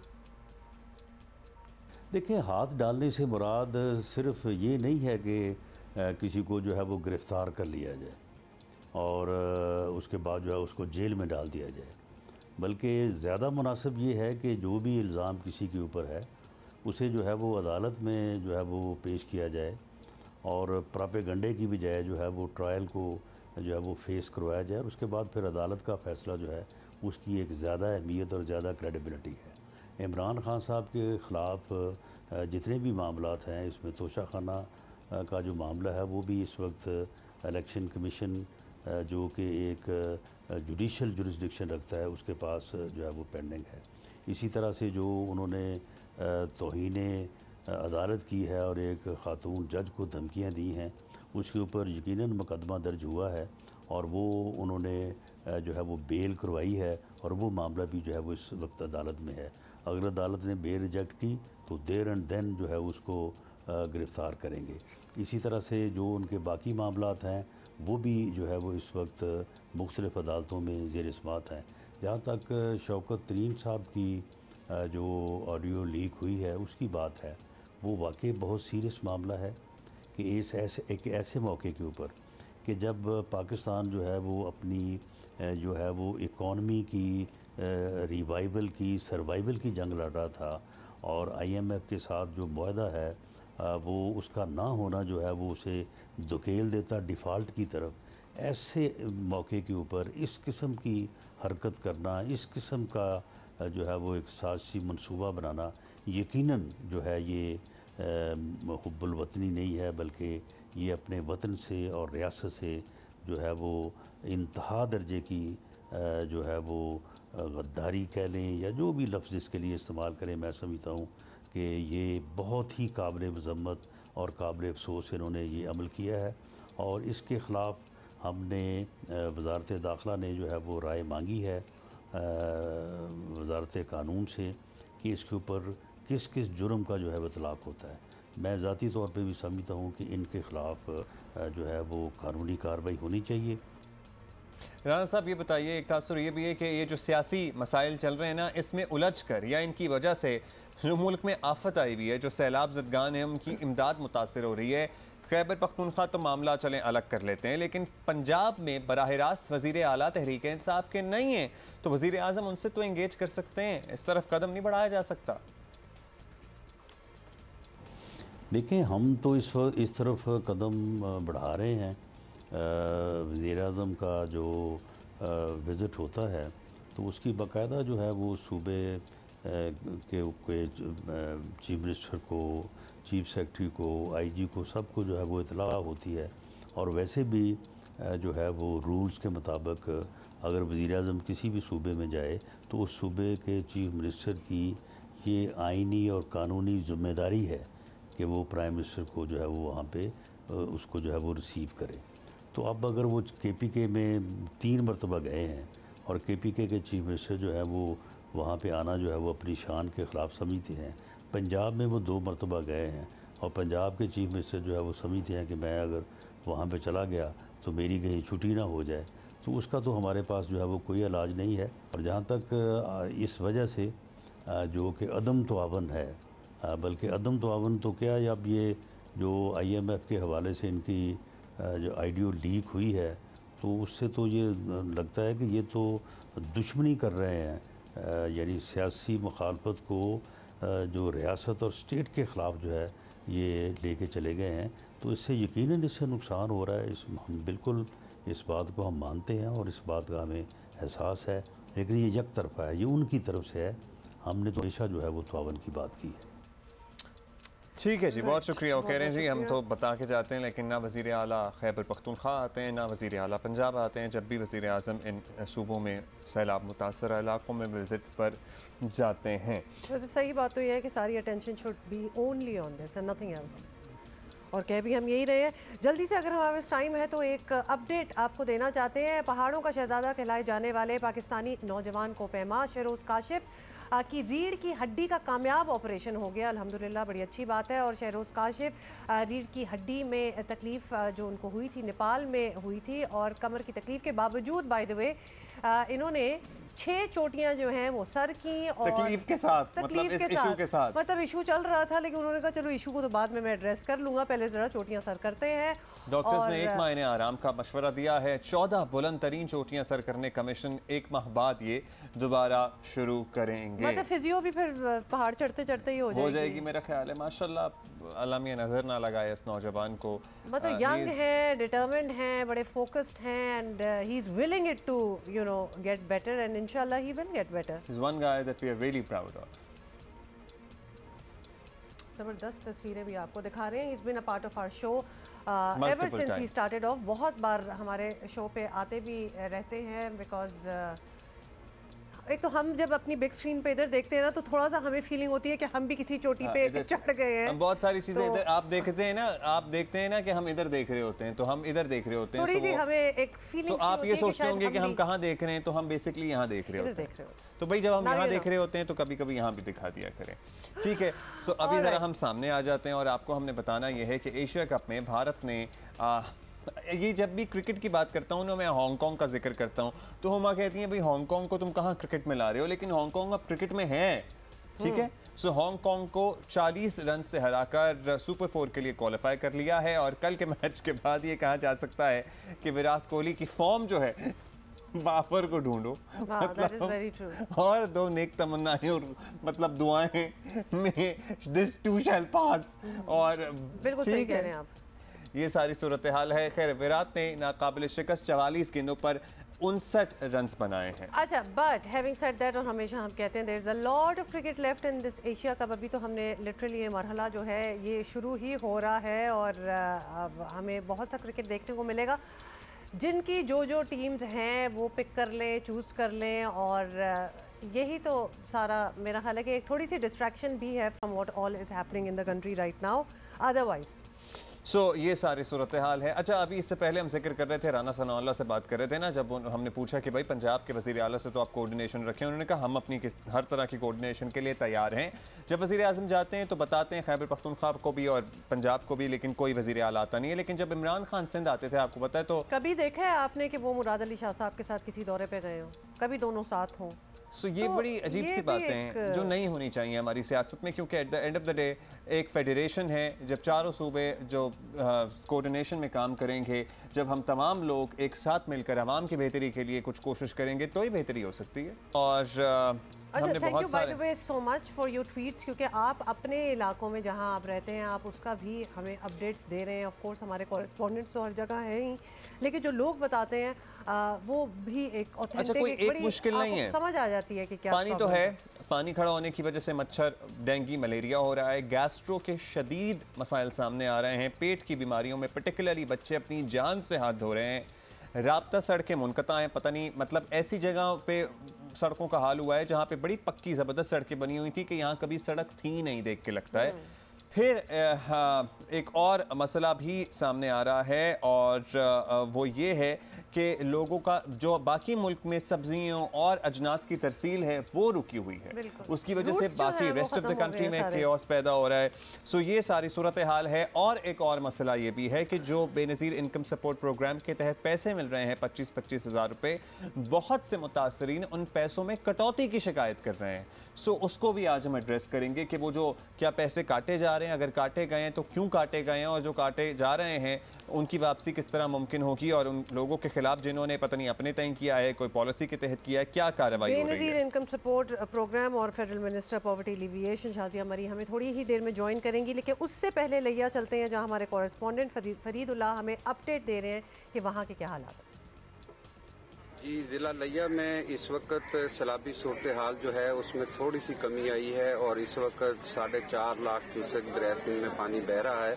हमारी जो अपस्ट्रीम तहसील करोड़ है उस वहाँ अब थोड़ी इसमें पानी का बहाव में भी कमी आ रही है, और सतह में भी बतदरीज कमी आ रही है, जिसकी वजह से जो लोग बाहर बैठे हुए थे वो अपने घरों को वापस जा रहे हैं। चंद मकामात पर छतें गिरने की और चारदीवारियाँ गिरने की भी इतलात हैं, ताहम कोई जानी नुकसान नहीं हुआ। फसलात ज़रूर बड़े पैमाने पर तबाह हुई हैं, क्योंकि 82 मुआवज़ात जो हैं हमारे वो ज़ेरे आब थे। 77 स्कूल और 11 जो है मराकज़ सेहत वो भी ज़ेरे आब हैं। 6 हमारे यूनियन काउंसिल्स के दफ्तर हैं जो ज़ेरे आब हैं। 66 फ्लड रिलीफ कैंप कायम किए गए हैं, जहाँ 13,000 के करीब शिफ्ट होने वाले लोग मौजूद हैं, जिनको 3 टाइम का खाना भी दिया जा रहा है। तालाब निचले दर्जे में कन्वर्ट हो जाता है, तो शायद जो लोग हमारे यहाँ कैंप पजीर हैं फ्लड रिलीफ कैंपों में, उनको वापसी का कह दिया जाए और उनको वापस जाते हुए 20 दिन का राशन साथ देने का भी इंतज़ाम किया गया है। मतलब हमारे कॉरेस्पॉन्डेंट्स बहुत बहुत शुक्रिया फरीदुल्ला। जहाँ होते हैं ना वो इर्द गिर्द इन्वायरमेंट देखने से भी पता चल जाता है कि क्या हालात हैं। इस वक्त तो खैर बड़ी धूप भी निकली हुई थी, लेकिन और भी ज़्यादा प्रॉब्लम्स हो जाते हैं जब धूप भी निकलती है, तो और चीज़ें जो हैं वो फेस्टर हो रही होती हैं, और आप वो और कीड़े मकोड़े वगैरह की मच्छर और बिच्छू वो उनको एक इन्वायरमेंट मिलती है पलने के लिए। और आप गैस्ट्रो वगैरह की बात कर रहे थे, क्योंकि ख़ास तौर पे जो छोटे छोटे बच्चे हैं, जब साफ़ पानी नहीं होगा, ये नहीं कि वो पानी पी रहे हैं, लेकिन उन्हीं से हाथ धुल रहे हैं, वही आपके ऊपर भी लगे हुए हैं, आप उसी में चल भी रहे हैं, तो लिहाजा ऑब्वियसली स्किन की बीमारियों की एक तवील फहरिस्त है जो सामने आना शुरू हो गई है इस वक्त, जिसमें कीचड़ और गंद और डेब्री और बिच्छू और सांप भी, वो तो खैर दैट गोज़ विदाउट सेइंग। अच्छा जी, अभी हम शाज़िया मरी साहिबा से बात करेंगे। शाज़िया मरी साहिबा, शुक्रिया वक्त। ये बताइएगा, मुल्क का एक बहुत बड़ा हिस्सा बुरहानी कैफियत से लिटरली गुजर रहा है, आपकी वजारत के पास बड़ा बुनियादी डेटा होता है, तो अब तक किन इलाकों में ज़्यादा नुकसान नज़र आ रहा है, कैसे आप लोग इमदाद कर रहे हैं, किन किन चीज़ों की फौरी ज़रूरत है? कुछ तो हम भी यहाँ गिनवाते रहते हैं, लेकिन आप अपने डेटा के मुताबिक बताइए। जी बिल्कुल, मुल्क के अंदर एक बहुत बड़ा जो सैलाब आया है जिससे हम निपट रहे हैं, वो बहुत बड़ा चैलेंज है पाकिस्तान के लिए। और जहाँ तक हमारे जो इदारा है उसका सवाल है, बेनज़ीर इनकम सपोर्ट प्रोग्राम, उसके पास यकीनन एक डेटा है जो यूनिक डेटा है। हमारे पास 34 मिलियन हाउस होल्ड्स का यूनिक डेटा मौजूद है, जो कि over a period of time हमने इकट्ठा किया है और इस डेटा के इस्तेमाल से हम लोगों को 25-25 हज़ार रुपये दे रहे हैं, जो कि वज़ीर आज़म पाकिस्तान का ऐलान था। साथ ही साथ कौन से इलाके हैं जो आप पूछ रहे हैं, तो इसमें बलूचिस्तान, जैसा कि आप जानते हैं कि बहुत बुरी तरह मुतासर हुआ है। 25 अज़ला से शुरू किया था, वो नंबर बढ़ चुका है। अब वो नंबर जो है वो 27 से भी ऊपर जा चुका है। 27 अज़ला से ज़ायद अज़ला जो हैं वो इस आफत की ज़द में आ गए हैं। इसके साथ सिंध पूरा जो है वो अफेक्टेड है। 23 अज़ला आइडेंटिफाई हो चुके हैं और उनको कलामिटी हिट करार दे दिया गया है। इसके साथ साथ खैबर पख्तूनख्वा के कई अज़ला हैं, 8 ज़िलों से शुरू किया था, उस तादाद में भी इजाफा हुआ है बिकॉज़ ये इवॉल्विंग सिचुएशन है। इसी तरीके से 3 अज़ला हैं साउथ पंजाब के, जिसमें जो वसेब का इलाका है वो बिल्कुल इवॉल्विंग सिचुएशन तो है। बिल्कुल इवॉल्विंग सिचुएशन तो है शाज़िया मरीज़ साहिबा, लेकिन ये बताइएगा कि जब इमदाद देने की बात आती है तो इसमें एक सिस्टम चाहिए होता है और जिसमें सबसे अहम यही है कि मुसद्दका डेटा जो है वो दस्तयाब हो, जिस डेटा की आप भी बात कर रही हैं। 2 सूबों यानी बेसिकली आज़ाद जम्मू कश्मीर और गिलगित बल्तिस्तान में मरकज़ी हुकूमत की मुखालिफ जमातों की हुकूमतें हैं जो बज़ाहिर ऑब्वियसली ज़्यादा ताउन करने पर राज़ी भी नहीं है। तो क्या इमदाद का जो ये सारा मैकेनिज़्म जिसकी बात हो रही है वो बनाने का अमल में इफ़ेक्ट नहीं हुआ, कोई मुतासिर नहीं हुआ इस वजह से? देखिए, सबसे पहले तो मैं ये कहूँगी कि इस वक्त किसी को कोई सियासी इख्तलाफ होना नहीं चाहिए। इस वक्त पाकिस्तानियों को हम सब की ज़रूरत है और पाकिस्तानी ये नहीं देखना चाहते कि कौन किसको गाली दे रहा है, कौन किसका गिरेबान पकड़ने की धमकी दे रहा है, कौन किसी को अबे कह रहा है, ओए कह रहा है।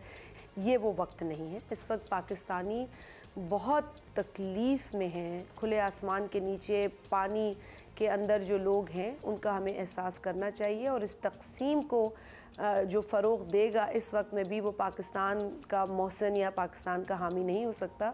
इस वक्त हमें कौम बनने की ज़रूरत है, हमें इत्तेहाद की ज़रूरत है। जहाँ तक सवाल पैदा होता है उन 2 इलाक़ों का जहाँ पर मौजूदा जो यूनिटी गवर्नमेंट है उसकी हुकूमत नहीं है बल्कि मुखालिफ हुकूमत है। देखिए, इस तरह तो खैबर पख्तूनख्वा में भी मुखालिफ हुकूमत है, लेकिन क्योंकि बेनज़ीर इनकम सपोर्ट प्रोग्राम के पास एक यूनिक डेटा मौजूद है, इस डेटा की मदद से हम इन इलाक़ों में बिल्कुल पहुंच सकते हैं। गिलगित बल्तिस्तान के लिए तो बल्कि हमारा एफर्ट शुरू भी हो रहा है, हमारे पास उसका डेटा मौजूद है। इसी तरह पख्तूनख्वा के अंदर भी हम काम कर रहे हैं, वहाँ हमारे पास डेटा मौजूद है और पंजाब के अंदर भी जहाँ पर हुकूमत इस वक्त किसी और जमात की है वहाँ पर भी जो 3 अज़ला है उसमें हम काम कर रहे हैं, तो अपना डेटा इस्तेमाल कर रहे हैं। लेकिन अगर कोई इसके अंदर कोई पॉइंट स्कोरिंग या कोई नेगेटिविटी सियासी बुनियादों पर डालने की कोशिश करेगा तो मैं सिर्फ उनसे यही कह सकती हूँ कि खुदा के लिए अक्ल के नाखून लें, क्योंकि इस वक्त पाकिस्तान को यूनिटी की ज़रूरत है। अच्छा, ये बताइएगा कि अब सर्टनली बहुत ज़रूरी है कि सियासी इख्तलाफात, आप भी कह रही हैं सियासत इस वक्त किसी को करनी नहीं चाहिए, सब बाला ताक रखें, सबको मदद के लिए बुलाया जाए, बिला तफरीक बुलाया जाए। इसके लिए किसी ऑल पार्टीज़ कॉन्फ्रेंस या NCOC की तर्ज पर एक कौमी छतरी हो जाए ना तो बड़ा बेहतरी आ सकती है, कोऑर्डिनेशन भी बेहतर हो सकती है। ऐसा कुछ करने का और ज़िम्मेदारी मरकज़ी हुकूमत की ही होनी चाहिए, ये बनती भी उन्हीं की है। तो कुछ है ऐसा प्लान? जी बिल्कुल, जैसा कि मैंने पहले कहा कि हमें इस वक्त सियासी इख्तलाफात को भुलाना चाहिए और बिल्कुल खुसूस ज़ाती कोई रंजिश हो, अगर किसी को ज़ाती कोई एम्बिशन है जो उसका पूरा नहीं हुआ या उसको वो पूरा करना है, मेरा ख्याल ये वो वक्त नहीं है। इस वक्त ये मैं का ज़माना नहीं है, ये पाकिस्तान की बात करने की जो है इस वक्त हमें ज़रूरत है। और जहाँ बलूचिस्तान, सिंध, खैबर पख्तूनख्वा और आप देख रहे हैं कि साउथ पंजाब के अंदर जो तबाही मची हुई है, फिर गिलगित बल्तिस्तान और ये तमाम इलाके जो हैं वो जिस तरीके की तकलीफ़ देख रहे हैं, इस वक्त हमें अपने जो डिफरेंसेस है उससे ऊपर उठकर सियासी जो हमारी डिफरेंसेस है उससे ऊपर उठकर सोचने की ज़रूरत है। और इसके लिए कुछ रोज़ कबल वज़ीर आज़म पाकिस्तान जनाब मियां मोहम्मद शहबाज शरीफ साहब ने भी एक ऑल पार्टीज़ कॉन्फ्रेंस का इनेकाद किया है और जो पार्टीज़ रखती हैं दर्द पाकिस्तान का, पाकिस्तानियों का, वो यकीनन मिलकर बैठी हैं, बात की है। मुझे एक बात आपके प्रोग्राम के तवज्जुह से ये भी करनी है कि मुझे बड़ा दुख होता है कि जब कुछ ऐसे लोग जो ख़ुद को सियासी लोग कहते हैं वो ये ऐलान करते हैं, ये ढंडोरा पीटते हैं कि बाहर से पाकिस्तान की मदद कोई ना करे। मैं समझती हूँ कि इससे बड़ी डिससर्विस पाकिस्तान के लिए कोई और नहीं हो सकती। मैं उन लोगों के लिए बहुत अल्फाज इस्तेमाल कर सकती हूँ क्योंकि मैं ख़ुद कैलामिटी हिट डिस्ट्रिक्ट को बिलोंग करती हूँ। मेरा ख़ुद अपना इलाका पानी के अंदर है, मैं ख़ुद वहाँ लोगों की तकलीफ़ देख रही हूँ, मैं वो मच्छर देख रही हूँ, मैं वो अजियत देख रही हूँ। और इसके ऊपर अगर इस सारी चीज़ के अंदर अगर मैं किसी पॉलिटिकल पार्टी के रिप्रेजेंटेटिव्स को ये कहता सुनूं कि पाकिस्तान को मत ना भेजे तो उन्हें शर्म आनी चाहिए। डेफिनेटली शाजी साहबा, सारे ही ये सब कुछ देख रहे हैं और यही तो दर्द है हर किसी के दिल में, और इसीलिए चाहते हैं कि जितनी मदद हो सके वो हो। अब लेकिन एट द सेम टाइम जिस ऑल पार्टीज कॉन्फ्रेंस का जिक्र करें थे उसमें कोशिश करनी चाहिए थी कि पीटीआई भी आए। मतलब ये ऐसा मौका था कि कोशिश की जाती और ज़्यादा की जाती और बुलाया जाता प्रॉपर तरीके से, और उसके बाद वो ना आए तो वो खैर दैट्स अनदर स्टोरी। अच्छा ये बताइएगा, बेनज़ीर इनकम सपोर्ट प्रोग्राम के तहत जो 25,000 रुपये का जिक्र भी हुआ है और वो दिए जा रहे हैं, उसकी कंप्लेंट ये है कि उसमें से भी पैसे जो हैं वो कट के मिल रहे हैं, तो काटे जा रहे हैं। अब ऐसा क्यों है, और अगर ऐसा नहीं है तो वो क्लैरिफिकेशन भी दीजिए। देखिए बिल्कुल 25-25 हज़ार रुपये फ़ी फैमिली को देना है और बहुत बड़े लार्ज स्केल पे देना है। बेनज़ीर इनकम सपोर्ट प्रोग्राम ने अपना यूनिक डेटा यकीनन इस्तेमाल किया है, अपनी जो साइंटिफिक कैलकुलेशंस है वो इस्तेमाल की जा रही हैं। लेकिन ये एक बहुत बड़ी एक्सरसाइज है जिसमें कैश इन्वॉल्व होता है, और जहाँ कैश इन्वॉल्व होता है वहाँ यकीनन कोई ना कोई क्रिमिनल एलिमेंट उसका नाजायज़ फ़ायदा उठाता है, उस सिचुएशन का अपॉर्चुनिटी को इस्तेमाल करता है। तो इस तरह की हमें लातादाद जो है वो शिकायतें अलग अलग इलाकों से मौसूल हुई हैं। लेकिन बेनज़ीर इनकम सपोर्ट प्रोग्राम ने जब ये ऐलान किया इस एक्टिविटी को शुरू करने का, तो हमने ये भी साथ बावर कर दिया था सबको कि जो भी इस पूरी एक्सरसाइज के अंदर किसी गरीब मुतासिर औरत या मर्द को तंग करेगा, उसके पैसों में से कटौती करेगा और उसके पैसे चोरी करने की कोशिश करेगा, तो हम उसे आड़े हाथों लेंगे। तो हमें जो कंप्लेंट्स मौसूल हुई हैं तकरीबन 20-22 के करीब हमने उस पर FIRs कटवाई हैं, लोगों को अरेस्ट कराया है। There is zero tolerance. अगर इस तरह की हम एक्टिविटी देखेंगे तो हमने एक्ट किया है, बर वक्त एक्ट किया है, उनके अगेंस्ट एक्ट किया है। हमने ये नहीं देखा कि वो कौन है, फिर अगर वो कोई एजेंट है, अगर वो कोई अमला है, अगर कोई इवन BISP का शख्स जो हमें जिस पे हमें शक होता है उसका एविडेंस हमें मिल जाता है तो हम उस पर कार्रवाई करते हैं। कोई आदमी, आम आदमी पब्लिक में से आकर अगर इस तरह लोगों को चीट करता है तो हम उसको पकड़ते हैं। हमने ये तमाम चीज़ें जो हैं वो बहुत ज़्यादा विजिलेंटली देखी हैं।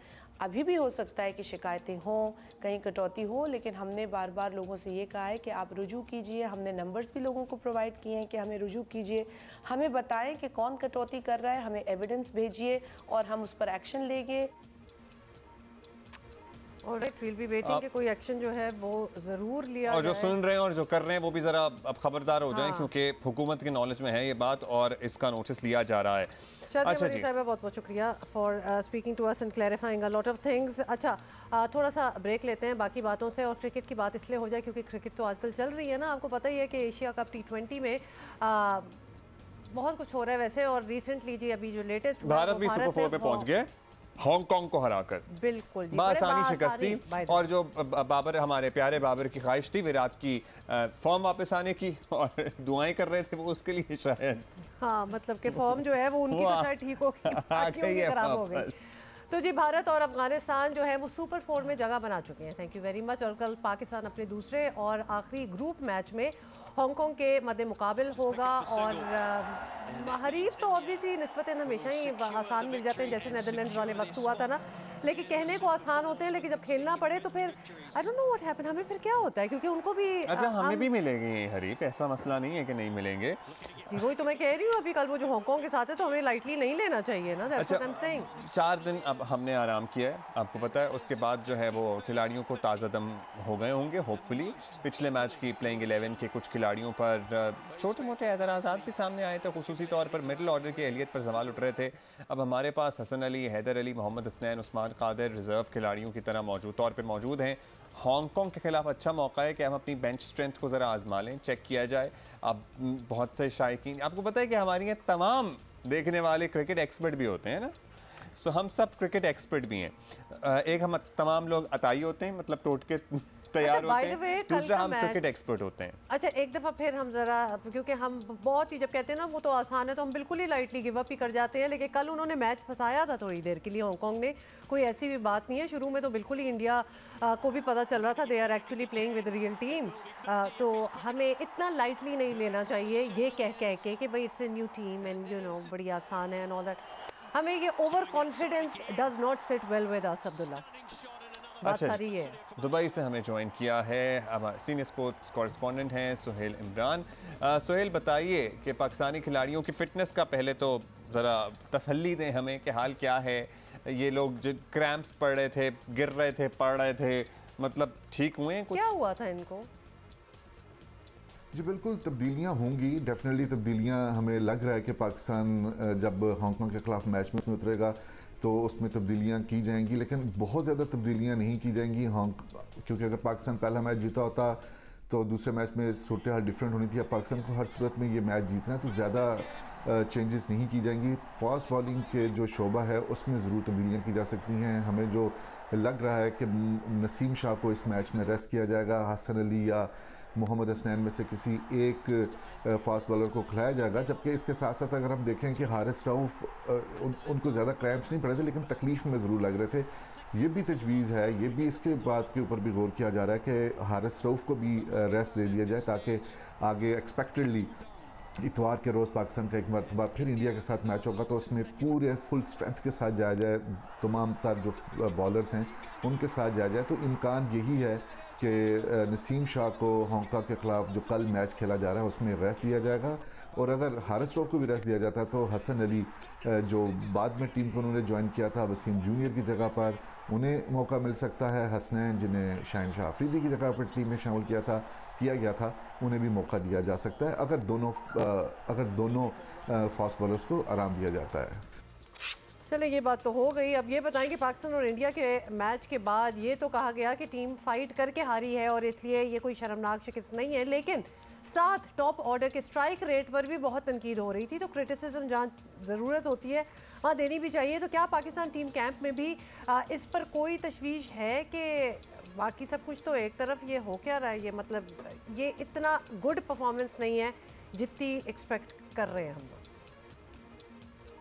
जी बिल्कुल, स्ट्राइक रेट की कोई नई बात नहीं है। जब हमने पिछले साल T20 वर्ल्ड कप में भी देखा था, अगरचे मोहम्मद रिजवान और बाबर आजम टॉप ऑर्डर पे अच्छी कारकर्दगी का मुजाहरा करते रहे थे, लेकिन उसके बावजूद उनके स्ट्राइक रेट को लेकर बातें होती रही थी। और इस मैच में ख़ासतौर पर जो इंडिया के ख़िलाफ़ मैच खेला गया था, पिच थोड़ी सी स्लो थी। आपने देखा इंडिया के बैटर्स भी जो थे, रोहित शर्मा, के राहुल और विराट कोहली को ख़ासी मुश्किलात का सामना करना पड़ा था। लेकिन पाकिस्तान कि ये प्रॉब्लम अब की नहीं है, ये बहुत पुरानी प्रॉब्लम है कि डॉट बॉल बहुत ज़्यादा टॉप ऑर्डर में खेले जाते हैं, जिसकी वजह से नए आने वाले बैटर्स को थोड़ी सी मुश्किलात का सामना करना पड़ता है।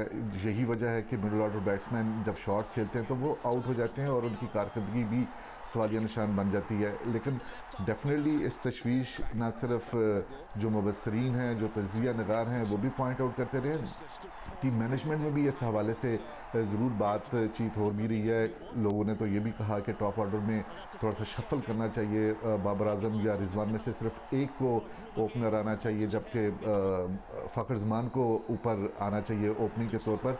लेकिन अभी लग नहीं रहा, तशवीश ज़रूर है, मैनेजमेंट भी इसके ऊपर गौर कर रही है, लेकिन लग ऐसा नहीं रहा है जो हम लोग यहाँ पर ट्रेनिंग भी देख रहे हैं कि पाकिस्तान टीम टॉप ऑर्डर में थोड़ा सा शफल करेगी।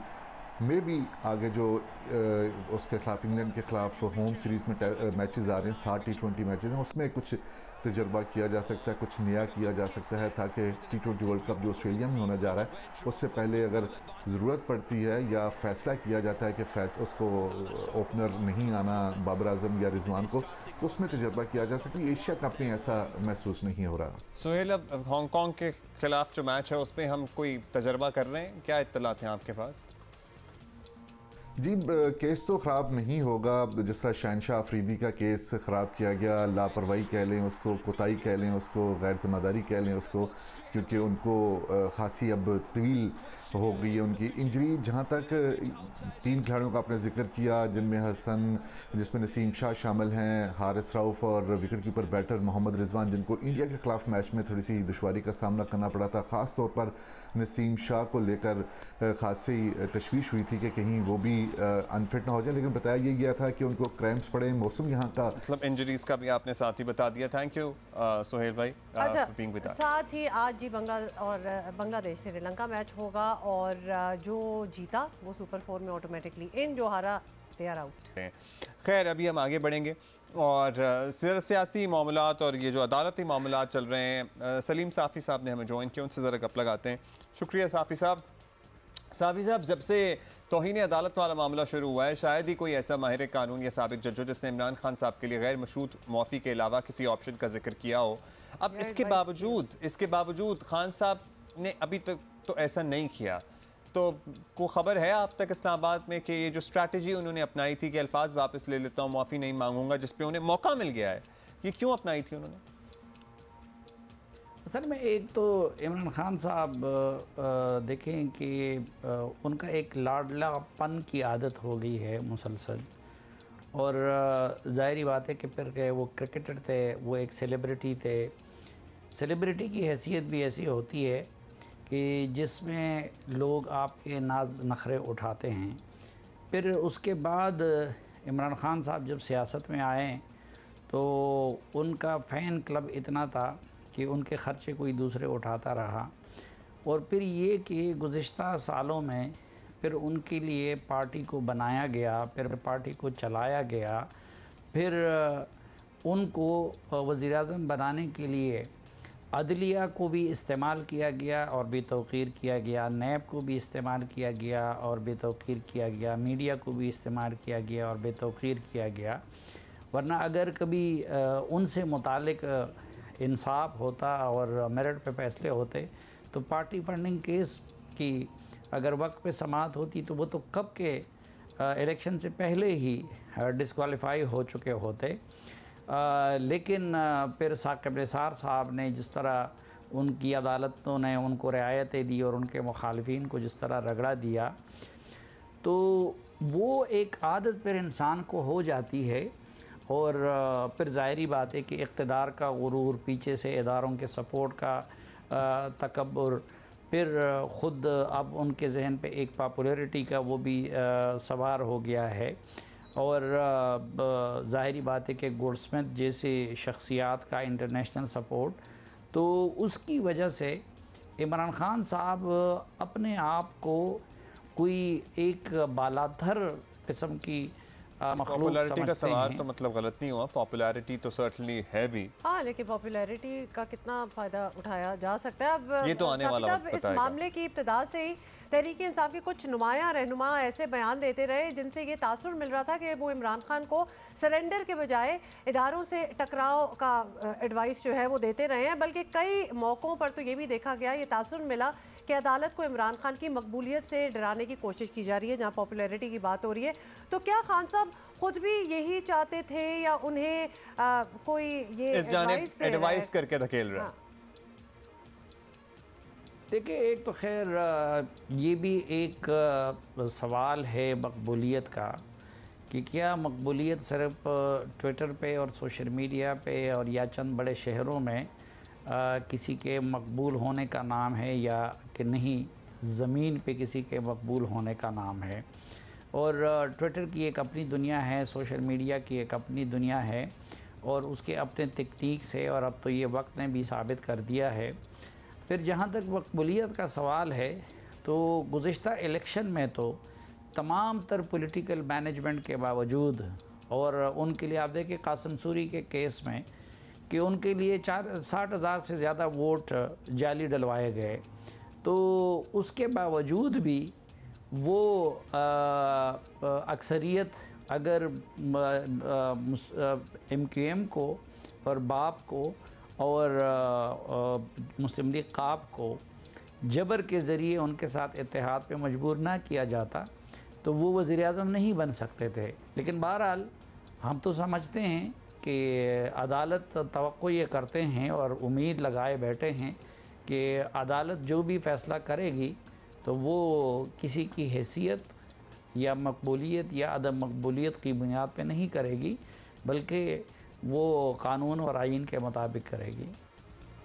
अच्छा साफ़ी साहब, अब ये बताइएगा कि मसला एक हफ़्ते के लिए टल गया, लेकिन इसी मामले में दहशतगर्दी वाला केस भी है, फिर इलेक्शन कमीशन के नोटिस तो हैं ही, तोशा खाना, ममनुआ फंडिंग है, सर्टनली शौकत तरीन ऑडियो लीक्स वाला मामला भी है जिस पे हुकूमत कार्रवाई का इशारा दे चुकी है। यानी इमरान खान साहब के लिए चैलेंजेस बढ़ ही रहे हैं। तो तहरीक इंसाफ के अंदर ये तय हो गया है कि इमरान खान अगर किसी मुश्किल में आते हैं तो पार्टी किसको चलानी है? देखिए, ये जो कुछ लोग उनसे इस तरह की हरकतें करवा रहे हैं तो उनका एक मकसद ये भी है कि उसके बाद वो पार्टी के मालिक बन जाएंगे।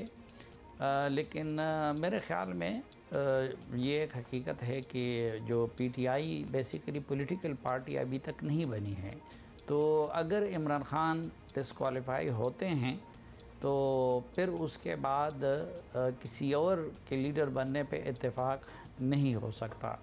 और फिर मैं ये भी कहता हूँ कि अगर कभी भी इमरान खान को उसी तरह ट्रीट किया गया जिस तरह पीपल्स पार्टी और मुस्लिम लीग नून की क़यादत को ट्रीट किया गया है, तो इमरान खान को डिस्क्वालिफ़िकेशन से फिर कोई चीज़ नहीं बचा सकती। लेकिन अब देखना ये है कि क्या उनका लाडलापन जो एक था या जो उनके लाडले की हैसियत थी वो किसी न किसी शक्ल में बरकरार रहती है या कि नहीं, उनको भी बाकी पॉलिटिकल लीडर्स की तरह डील किया जाता है। और अगर बाकी पॉलिटिकल लीडर्स की तरह उनको डील किया गया तो इमरान खान का बचना यानी कानूनी तौर पर इमरान खान साहब का सज़ा से बचना नामुमकिनात में से है।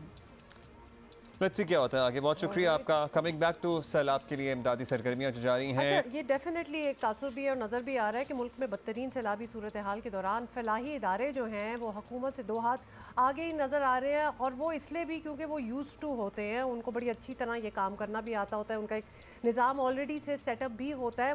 मुतासरीन को खुराक हो या मेडिकल सप्लाईज़ हो, उसकी फराहमी से लेकर उनके आर्जी रिहाइश के बंदोबस्त में भी फलाही इदारों ने अब तक ज़बरदस्त काम किया है, पहले भी करते आए हैं और अब भी कर रहे हैं। NGO the TCF the citizens foundation TCF जिसको कहते हैं, ये सैलाब ज़दगान की ज़िंदगी आसान बनाने के लिए अपना हाथ जो है वो बता रहे हैं डेफिनेटली। और GM हैं द सिटीजन फाउंडेशन के मुतासरीन तक पहुंच रहे हैं। असफद यार इनायत साहब TCF से हमें ज्वाइन कर रहे हैं। बहुत शुक्रिया असफद साहब, आपकी सर्टनली बड़ी खिदमत हैं, पर्टिकुलरली तालीम के शोबे में। अब बताइएगा, सैलाब के मामले में भी आप लोग पेश हैं, किन किन इलाकों में काम कर रहे हैं, क्या अब तक टारगेट्स अचीव किए हैं आप लोगों ने?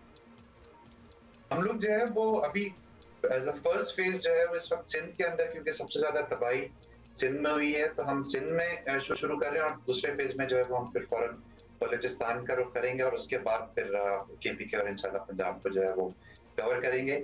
हमारा जो सबसे अहम और इस वक्त सबसे जो अटमोस्ट जो प्रायोरिटी है हमारी इस वक्त है वो ये कि हम मील्स जो हैं वो सैलाब ज़दगान तक जो है वो पहुंचाएं, खाना पहुंचाएं। तो हमारा टारगेट है कि 10 लाख मील्स जो है वो हम पहले फेज में जो है वो हम तक पहुंचाएं। वो काम अल्हम्दुलिल्लाह शुरू हो गया है। और एक एडवांटेज जो हमें बहुत ज्यादा है, क्योंकि हमारी 800 से ज्यादा लोकेशंस हैं पूरे पाकिस्तान में। सिंध में हमारी बहुत सारे एरियाज हैं जहाँ पे हमारी एरिया टीम्स भी हैं, हमारे अलमनाई भी हैं, हमारे टीचर्स भी हैं। तो हमें विद इन 2-3 डेज जो है वो तमाम इफेक्टिव्स का डाटा जो है वो एफिशिएंटली मिल गया। और हम जो है वो आर्मी और रेंजर्स के साथ और कुछ प्राइवेट पार्टनर्स के साथ जो है वो इमीडिएटली रिलीफ जो है वो अभी फिलहाल पहले फेज में मील्स का जो है वो प्रोवाइड कर। ज़बरदस्त। इसफंदार इनायत साहब, ऑब्वियसली आप लोगों की एक्सपर्टीज़ तो पढ़ाई में है, एजुकेशन में है। सैलाब और ऐसी आफात के बाद हालात मामूल पर आने में महीने साल लग जाते हैं, बहुत अरसा लग जाता है। मुतासरा इलाकों में किसी का तालीमी साल ज़ाया ना हो, पढ़ाई का सिलसिला ना टूटे, इसके लिए कोई प्लानिंग की जा सकती है वैसे? क्योंकि इतनी और ज़रूरियात हैं, बिल्कुल इतनी और ज़रूरियात होती हैं, उन्हीं को पूरा करना पड़ता है। लेकिन कोई प्लानिंग है इसमें? और ख़ासतौर पे हुकूमत क्या रोल अदा कर सकती है आप लोगों के साथ मिलके? जी, इस वक्त जो है वो सिचुएशन काफी मतलब मुश्किल है। और अभी एक तो आपकी जैसे आपने कहा हुमा के महीने लग सकते हैं और यकीनन महीने लग सकते हैं उसमें, क्योंकि पहले भी ये हो चुका है। हमारे जब 2010 में आए थे तो अभी बहुत सारे हमारे स्कूल्स हैं जहाँ पे शेल्टर जो है वो अक्रॉस पाकिस्तान लोगों ने लिया हुआ है। हमारे स्कूल्स जो है एज अ शेल्टर इस्तेमाल हो रहे हैं और स्कूल्स जो है वो उनको रिहेबिलिटेट करने में जो है वो टाइम लगेगा और महीनों लग सकते हैं उसमें, क्योंकि जब तक वहां से पानी नहीं निकाला जाएगा उन इलाकों में, उन घरों को रिहेबिलिटेट नहीं किया जाएगा।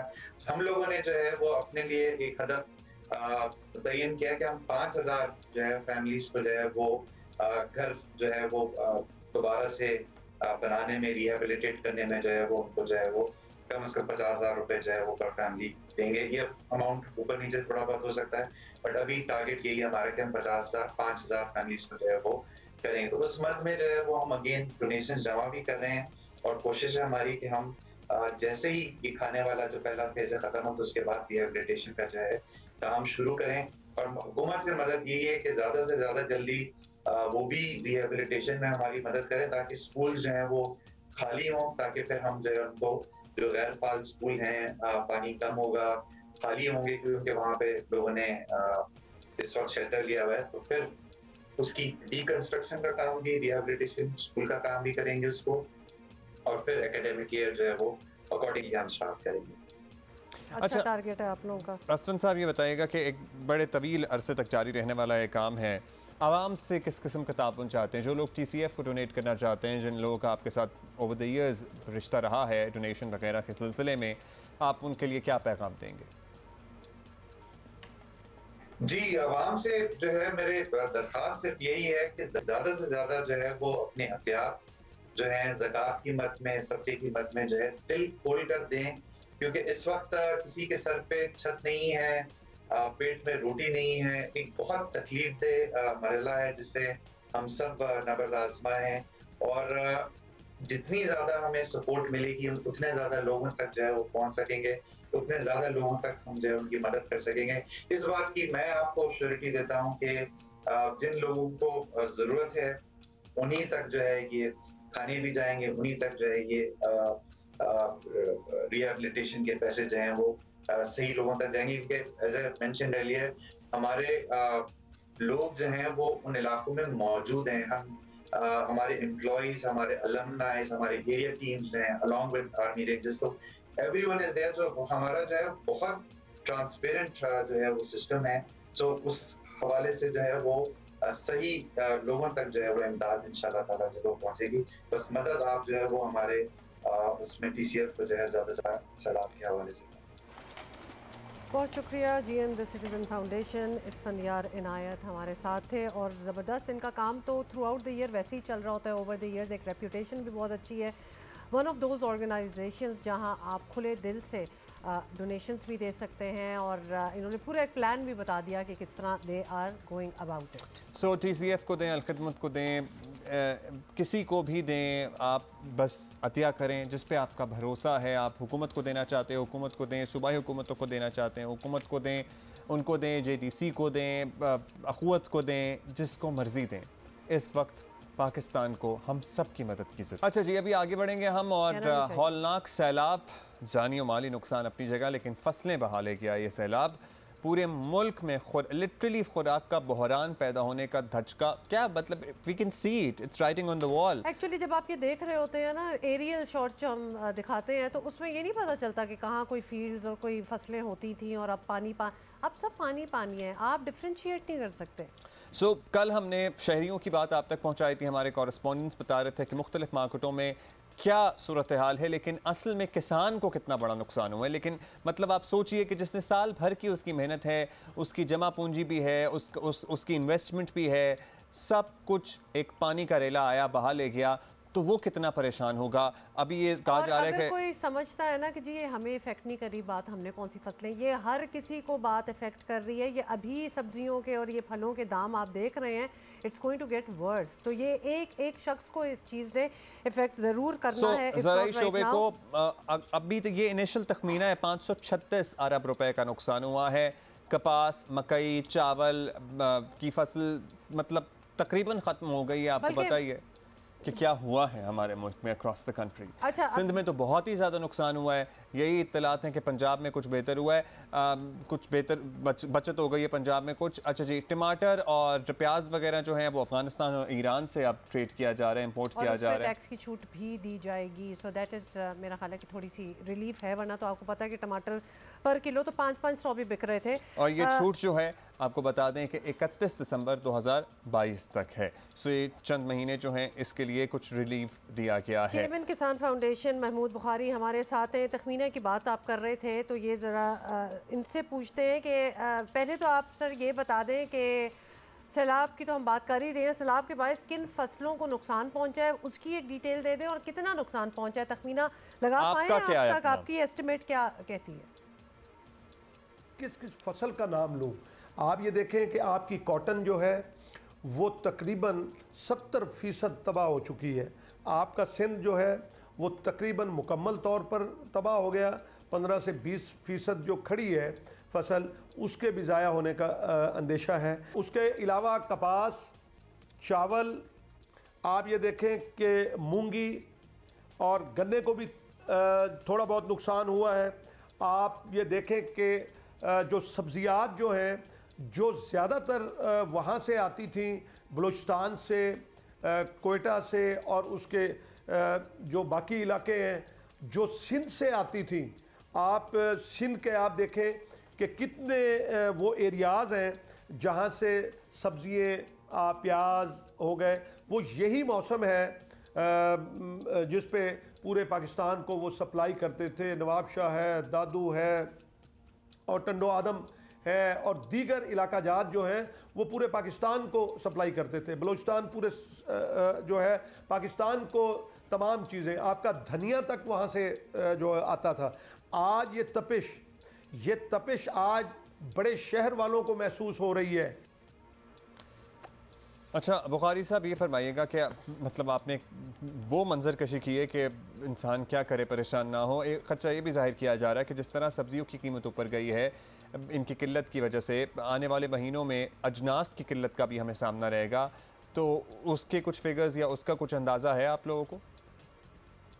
तरह की बात आप कर रहे हैं, आगे तो इतना डिज़ास्टर है कि आप ये देखें कि ये जो सब्जियाँ हैं आप कहाँ से मंगवाएंगे, कितनी आप मंगवा लेंगे।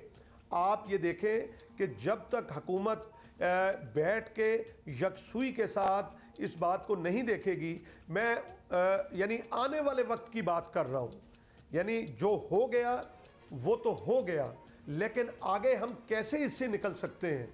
मैं ये कहता हूँ उससे निकलने का वाहिद रास्ता ये है कि किसान को इंसेंटिव दिया जाए, किसान के लिए जो बैंक्स हैं वो अपने ख़जानों के मुंह खोलें, उनको सपोर्ट करें।